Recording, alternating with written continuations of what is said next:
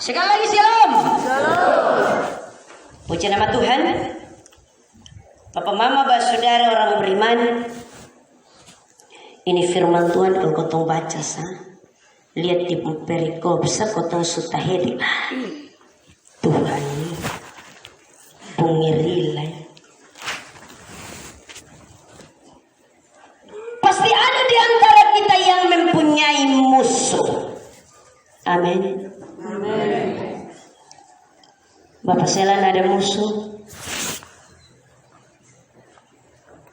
Mama Juliana ada musuh. Bapak Tefnai ada musuh. Bapak Sila ada musuh. Bapak Banu ada. Pak Beni ada musuh. Ada. Jangan mama bapak santi mama bilang syukure mempesan tahu kotong. Mama Tefnai ada musuh. Mama Boling ada musuh.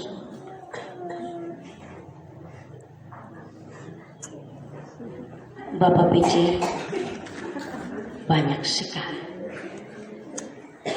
Bapak Pintai Karmana kok ada kok?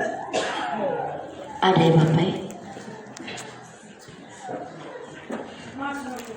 Tidak ada yang dapat memungkiri kalau sampai bilang sudah ada musuh.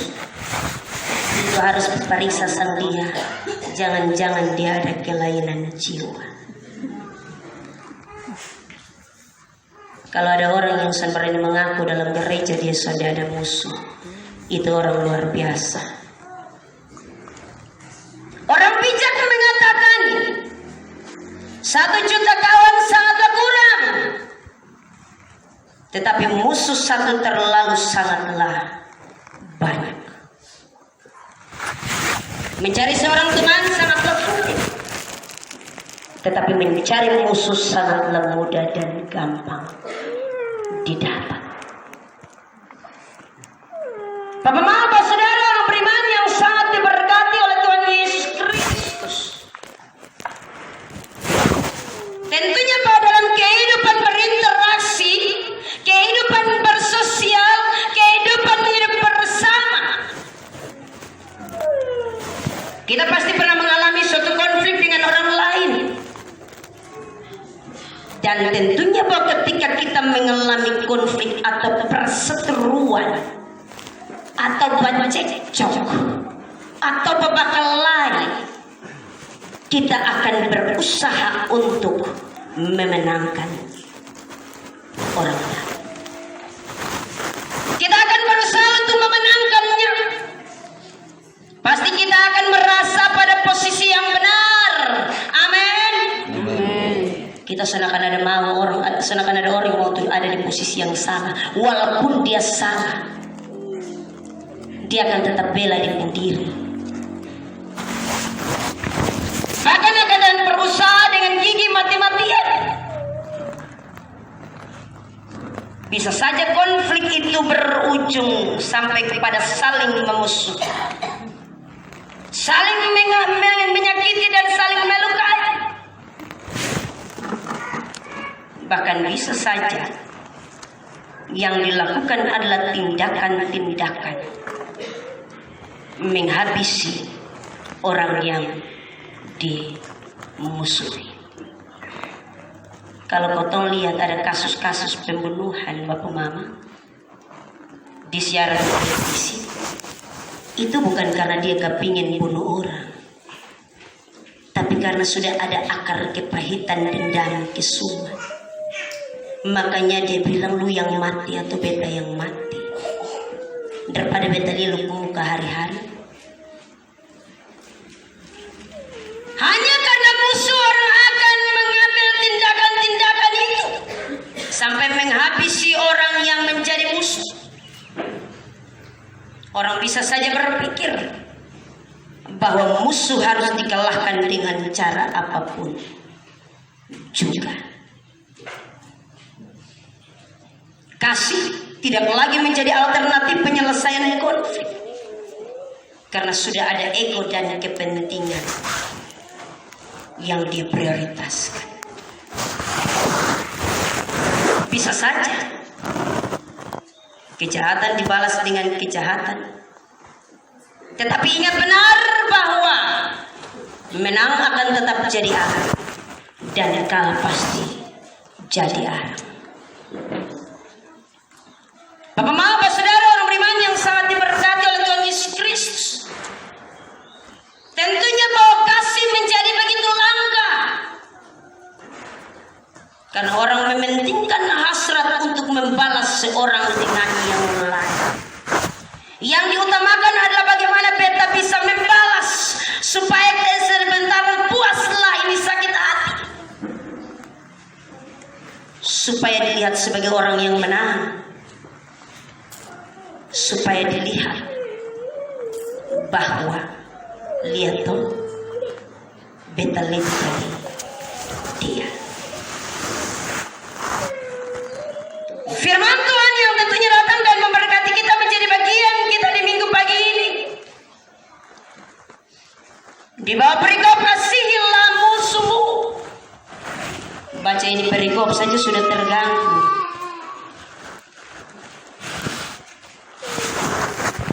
Kalau diperhadapkan dalam kehidupan kita tiap-tiap hari, kita disodorkan dengan hal ini, kasihilah musuhmu. Kebanyakan di antara kita akan ambil keputusan, beta sumpah sampai 7 turunan, baru beta bisa mengampuni dia.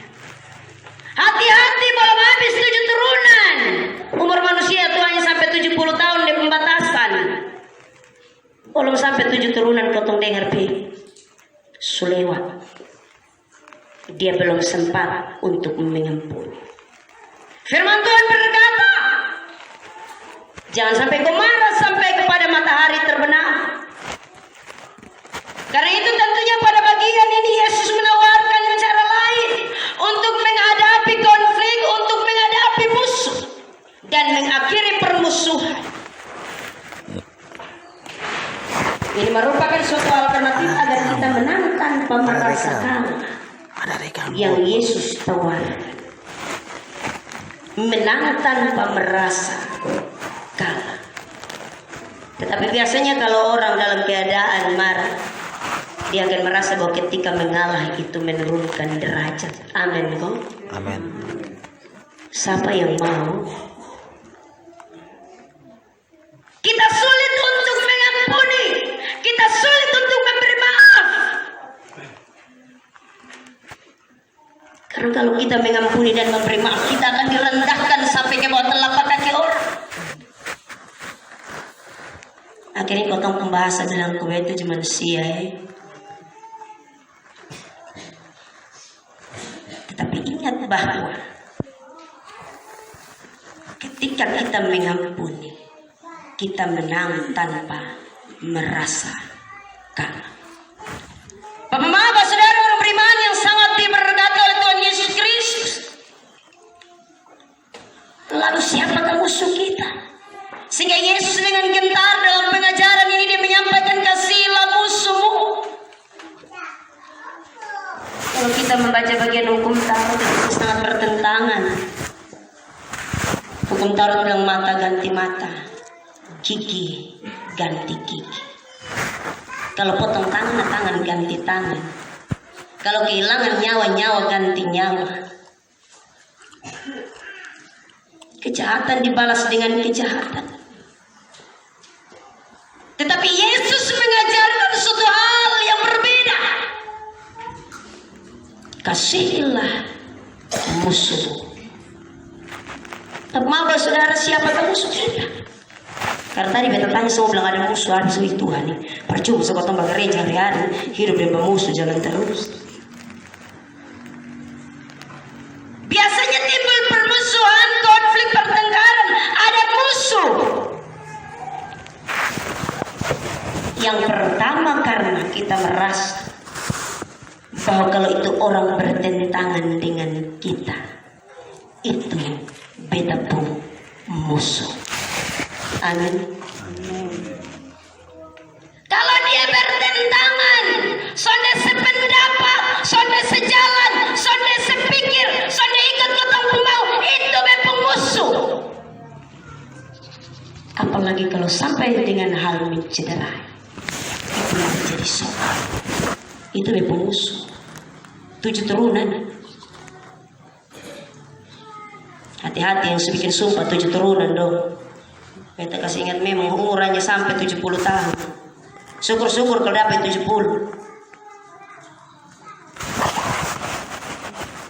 Kita merasa bahwa kalau dia sudah ikut kita mau, sudah sama dengan kita, maka dia adalah musuh kita.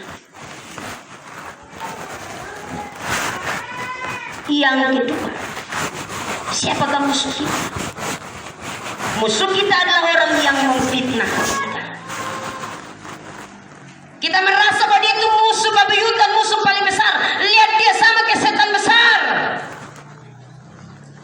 Orang yang suka memfitnah itu bapak mama, dikotong pemuka tuh dia jadi kawan. Baik memati, mulut manis, hati yang peduh. Dikotong pemuka dia omong paling baik, tapi di belakang dia bikin rusak sama kita. Hati-hati. Orang yang suka fitnah itu kalau di depan kita diangkat kita setinggi langit, tetapi begitu di balik belakang dikasih jatuh kita bro, sakit. Dia angkat untuk kasih jatuh kita. Hati-hati. Dan itu ada dalam kelompok keseharian hidup tiap-tiap hari. Dan orang yang memfitnah akan menjadi musuh. Itu yang kedua. Yang ketiga, siapakah musuh? Yaitu orang yang menganiaya. Menganiaya secara fisik dan menganiaya secara psikis. Menganiaya secara fisik ini yang dia lihat jadi falungku sama potong betul-betul. Tindakan-tindakan kekerasan. Tetapi yang secara psikis itu lebih menyakitkan. Karena kalau dia obong itu sakit. Kotong tirus-tirus lebih besok tenang deh. Dia ombe terlalu sakit hati. Hati-hati pada dalam kotong perkataan saja orang bisa sakit hati dan kemudian pikiran berkepanjangan dan cepat mati. Hanya kotong omong saja. Karena itu ada orang tuh bilang begini, label pukul daripada lu omong bisa sakit hati. Kalau pukul selesai, dia pusat hilang. Tetapi ada juga yang kalau gitu karena pukul tunggu betepa. Tetapi kalau secara psikis kita akan ingat secara terus-menerus. Dan itu menjadi dendam kesumat. Menganiaya secara fisik dan psikis. Mengapa saudara orang beriman yang sangat diberkati Tuhan? Karena itu Yesus menawarkan bagi kita. Dan tawaran Yesus sebagaimana yang disampaikan oleh firman Tuhan, kasihilah musuhmu.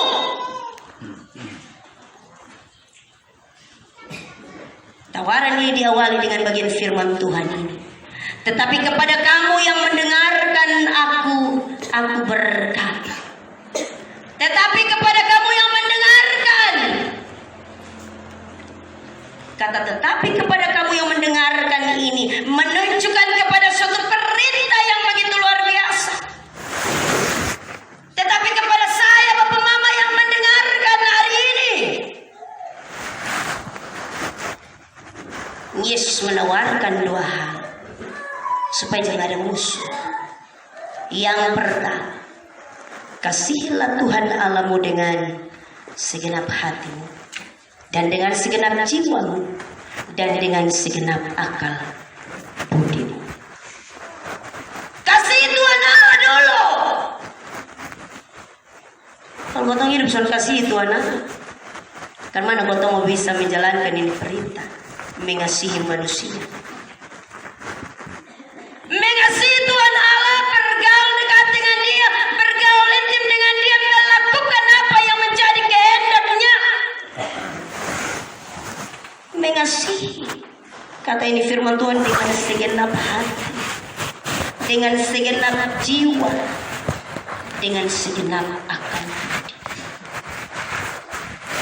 Berarti segenap jiwa raga, bukan hanya dipikirkan, tetapi disimpan dan kemudian dilakukan dengan akal budi yang Tuhan karuniakan. Mengasihi Allah ini merupakan perintah. Tetapi kedua yang Yesus tawarkan adalah mengasihi manusia. Mengasihi manusia ini bukan hanya orang yang berbuat baik kepada kita, yang dapat menyenangkan kita, yang ia baik dengan apa yang kau ngomong, yang ikut kau mau. Tetapi mengasihi juga musuh kita, yaitu orang yang menyakiti kita, yang mencederai kita, yang memusuhi kita.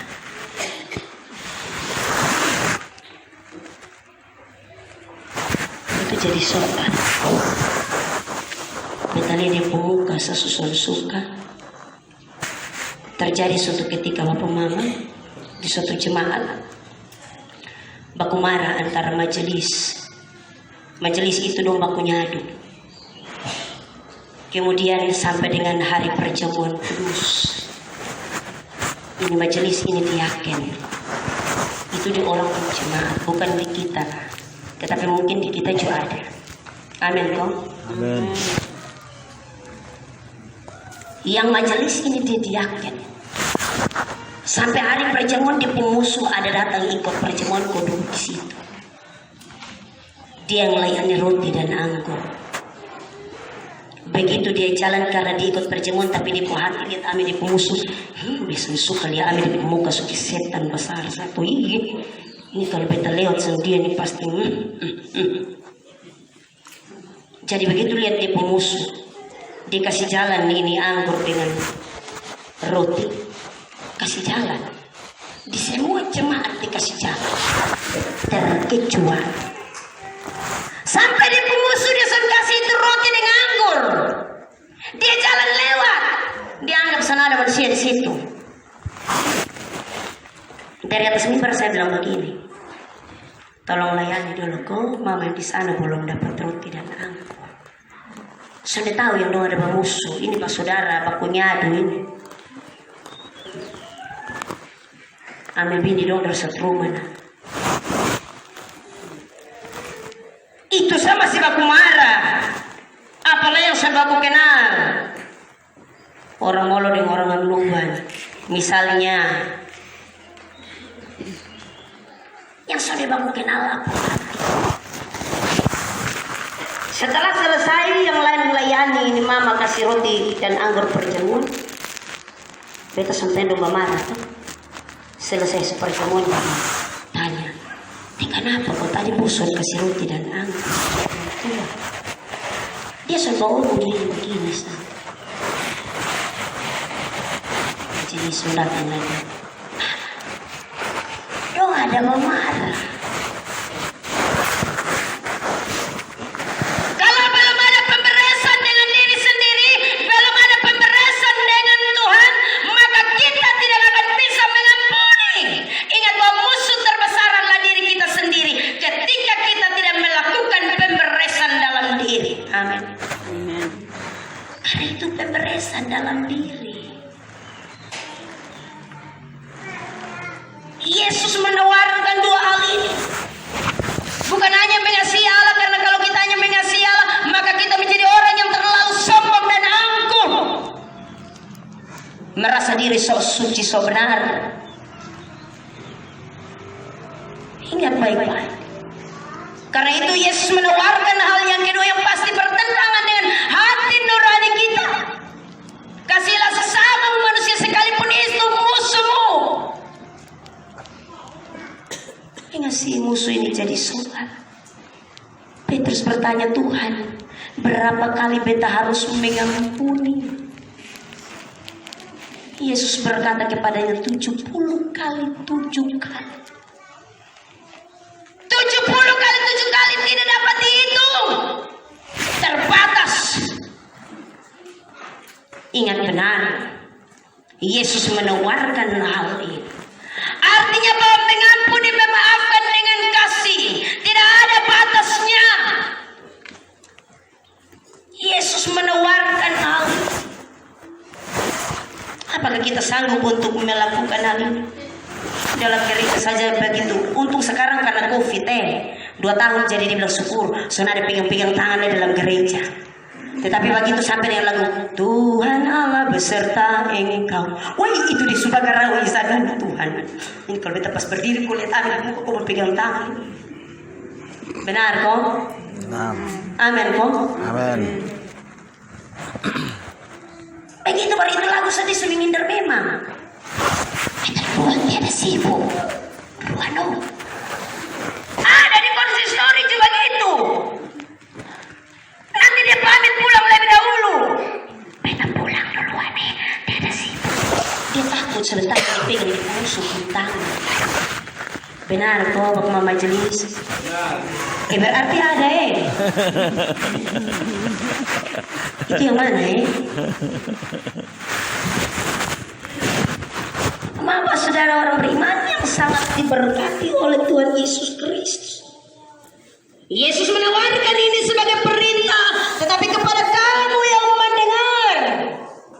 Sebagai perintah berarti siap untuk melakukan. Sebagai perintah bukan hanya sekedar mendengar dengan telinga, tetapi mau untuk melakukan dengan benar. Mengambil keputusan, mengampuni walaupun pahit. Mengampuni walaupun beta sakit hati, walaupun beta sonde suka, walaupun nanti dan seterusnya. Mama apa saudara orang beriman yang sangat diberkati.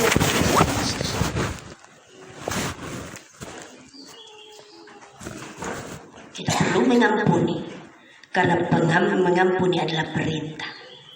Perintah Yesus kasih kepada Allah dan kepada manusia. Lalu bagaimana kita harus mengampuni? Bagaimana kita harus mengasihi?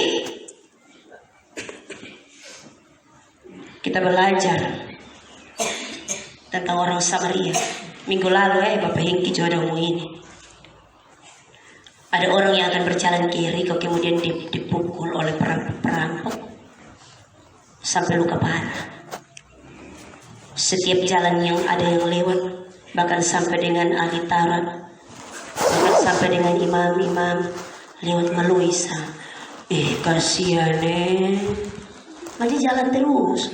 Dia mau kasihan tapi dia jalan terus. Kasihan omong kasihan ini tapi saudara tindakan. Kemudian lewatlah kata firman Tuhan. Lewatlah seorang Samaria. Dia melihat orang ini dalam keadaan terluka parah. Kemudian dia turun dari keledainya. Kemudian dimulai membersihkan luka-lukanya, membalutnya, kemudian membawanya pergi ke suatu penginapan. Dia memberi dengan uang, dengan pesan rawatlah dia. Kalau dipung uang lebih, soal apa lu dapat. Kalau dipung uang kurang nanti kasih tahu kalau beta dapat. Orang Samaria itu dianggap sebagai orang yang tidak benar. Tetapi dia memiliki kasih yang lebih besar. Terkadang bahwa orang yang merasa suci dan merasa diri benar, dia saudara kasih. Lebih orang yang suntuk gereja, dia punya kasih lebih besar. Kotong yang hari-hari belajar soal ini bareng, kotong saudara kasih. Dan hanya kasih saja yang dapat dipakai sebagai cara untuk mengasihi, untuk mengasihi musuh. Hanya kasih. Kasih tidak terbatas. Kasih tidak mengharapkan balasan. Kasih tidak mengharapkan upah. Karena itu di bagian firman Tuhan dibilang begini. Dan jikalau kamu mengasihi orang yang mengasihi kamu, apakah jasamu? Dan jikalau kamu meminjamkan sesuatu kepada orang karena kamu berharap akan menerima sesuatu daripadamu, padanya apakah jasamu? Apakah jasamu? Kasih tidak mengharapkan balasan. Kasih telah diberi secara cuma-cuma oleh Allah, yaitu ketika dia memberikan putranya Yesus Kristus untuk kita mengalami pengampunan dosa. Karena begitu besar kasih Allah ke dunia ini, sehingga ia telah mengaruniakan anaknya yang tunggal, supaya setiap orang yang percaya kepadanya tidak binasa, melainkan beroleh hidup yang kekal. Yang Allah buat itu hanya karena kasih yang besar. Lalu kalau Allah sudah berbuat demikian, apakah kita juga harus pilih-pilih? Waktu mau mengasihi harus pilih orang. Bepungkunya ada dulu berbeta mengasihi sang dia. Bepung kawan dulu baru beta mengasihi sang dia. Kalau itu orang bawa keuntungan untuk beta, baru beta mengasihi sang dia. Kasih dengan pandai, kasih dengan teliti. Bapak Maba saudara orang beriman, perintah Yesus ini tentunya secara manusiawi bertolak belakang dengan hati nurani kita, dan itu benar. Tetapi tentunya bahwa apa yang ditawarkan oleh Yesus kepada kita hari ini memutuskan rantai lingkaran setan akan hasrat untuk balas dendam. Yesus menawarkan kasih supaya tidak ada lagi balas dendam. Yesus menawarkan kasih supaya kasih menyelesaikan setiap konflik. Yesus menawarkan hanya bagi orang-orang yang mau menerima dan melakukan kasih. Bapak saudara orang beriman yang sangat diberkati oleh Tuhan Yesus. Karena itu tentunya ada dua hal penting yang saya catat bagi kita dalam prinsip mengasihi musuh. Yang pertama, dengan mengasihi musuh kita sedang mengalahkan ego pribadi. Dengan mengasihi kotong musuh, kotong sementara mengalahkan ego, supaya kotong sampai kepada firman Tuhan ini, hendaklah kamu murah hati. Kalau kotong sudah mengalahkan kotong pun ego, maka kita tidak akan bisa bermurah hati. Yesus menawarkan ini. Harus bermurah hati, maka harus mengalahkan ego. Rendah hati itu kita tidak akan direndahkan. Dengan rendah hati bukan berarti kita rendahkan. Dengan rendah hati bukan berarti bahwa kita murah. Tetapi dengan rendah hati kita menunjukkan bahwa kita memiliki wibawa. Yesus menawarkan ini bagi kita. Ingat bahwa dengan mengasihi kita sedang mengalahkan ego pribadi kita. Tadi yang saya sampaikan bahwa musuh terbesar adalah diri kita sendiri. Ketika kita tidak bisa mengalahkan ego. Yang kedua,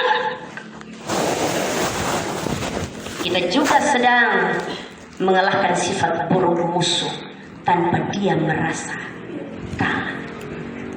Dengan mengalah kita mengalahkan musuh tanpa dia merasa kalah. Biar kau menang. Tapi lu tahu di belakang orang kan ngomong selalu, susah mama. Dia sama kok dia yang salah, bikin lebe-lebe. Iya. Kalau kau tuh mengampuni dia bapak mama, memang kita rendah. Tetapi orang lain yang akan ngomong sama dia, kira dia bagus makanya. So bikin sambatul mah. Dia mati-mati dia yang betul. Benar kok? Yang terjadi di sekitar kotong begitu bapak mama? Benar. Benar kok? Amin. Jadi jangan takut untuk mengampuni, jangan takut untuk mengasihi. Karena walaupun dalam keadaan yang demikian, kita memberikan bagi dia bahwa kita tidak merasa kalah. Tetapi di sisi lain bahwa kita sementara mengalahkan dia. Bapak-bapak saudara orang beriman yang sangat diberkati oleh Tuhan Yesus Kristus dengan kebenaran firman-Nya. Mengasihi musuh adalah hal yang ditawarkan oleh Yesus.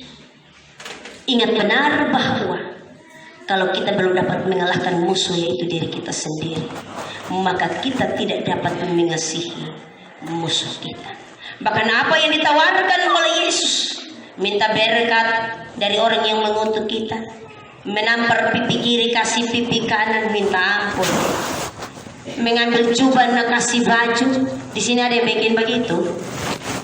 Ada yang bikin begitu. Kita pemuka kakek semua begini. Orang seroja saja di bawah sana itu kita kasih itu lembaran bilang tolong kok 1.000 juga kita kasih ya. Dia pikir setengah mati bah kalau saya kasih ini 1.000 dan sebentar saya dipinang dengan apa ya. Nah itu soal yang kita tahu itu pasti benar ya. Apalagi mau ngasih musuh bilang mau kasih Islam dong. Tidak siapa kita pun siapa ya. Itu jadi soal. Ini merupakan perintah Tuhan. Berilah kepada setiap orang yang meminta kepadamu, dan jangan meminta kembali apa yang menjadi kepunyaan. Bapak saudara orang beriman yang sangat diberkati Tuhan. Inilah kasih yang besar yang sementara ditawarkan oleh Yesus. Saudara Bapak ini kalau khotbah lama pun saja Pak. Inilah kasih yang sementara ditawarkan oleh Yesus. Kasih kepada Allah dan kepada manusia. Ini menjadi perintah bagi kita. Karena itu di minggu pagi ini, di tengah-tengah kita juga akan mengalami kasih Tuhan melalui pelayanan sakramen baptisan kudus bagi 2 orang anak. Sebagaimana perintah Yesus dalam amanat hidup baru dalam bagian liturgi yang kita pakai ini. Kasihi Allah dengan segenap hati, akal budi, dan dengan segenap jiwa. Kasihi manusia seperti dirimu sendiri. Ini tawaran yang Yesus berikan. Bukan hanya menjadi tawaran tetapi menjadi perintah. Supaya kemudian melalui baptisan kudus kita ditenggelamkan bersama-sama ke dalam kematiannya karena kasih yang besar. Tetapi karena kasih yang besar itu kemudian kita juga dibangkitkan dalam kebangkitannya. Kita ditawarkan untuk mengasihi. Bukan hanya mengasihi Allah tetapi juga mengasihi sesama. Tawaran yang datang bagi kita dengan memberi diri kita untuk dimateraikan menjadi milik kepunyaan Kristus. Mari Bapak saudara orang beriman, kita kembali ke kehidupan kita masing-masing dan kita merenungkan bagian firman Tuhan. Kalau yang kasih pakai hidup dan berubah, kalau yang selepas kasih tinggal di dalam gereja, dan Tuhan yang akan merubah hidup. Tuhan memberkati kita dengan firman-Nya. Terpujilah nama Tuhan Allah kita. Amin. Sekali lagi silakan.